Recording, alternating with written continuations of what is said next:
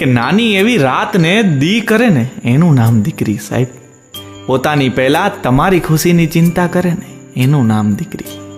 કે બોલવાથી તો આખી દુનિયા સમજી જાય સાહેબ, પણ તમે ચૂપ હો અને તોય તમને સમજી જાય ને એનું નામ દીકરી. કે ઘૂઘરીનો ઘમકાર અને ઝાંઝરનો ઝણકાર એ તો જે ભાગ્યશાળી હોય ને એના નસીબમાં જ હોય. જો તમે દીકરાને ચંદન કહેતા હોવ ને તો હું દીકરીને કસ્તુરી કહું છું. જો તમે દીકરાને ઘરની તિજોરી કહેતા હોવ તો હું દીકરીને ફળિયું કહું છું, ઘરનું આંગણું કહું છું.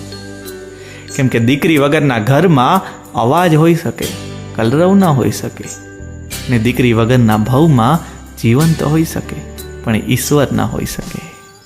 અને એટલે જ કે દીકરી એટલે ઈશ્વરના આશીર્વાદ નહીં, આશીર્વાદમાં મળેલ ઈશ્વર એટલે દીકરી. આશીર્વાદમાં મળેલ ઈશ્વર એટલે દીકરી.